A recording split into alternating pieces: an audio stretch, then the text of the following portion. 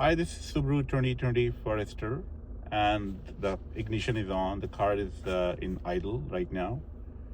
And if you can see this humming and buzzing sound while it's idling, I don't know what that sound is. If anybody else has this experience, so please share with me. I don't know what that is. It the normal sound?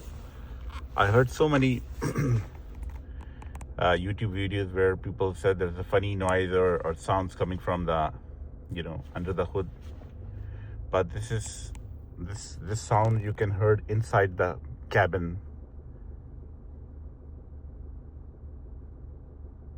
Please share your views. Thank you so much.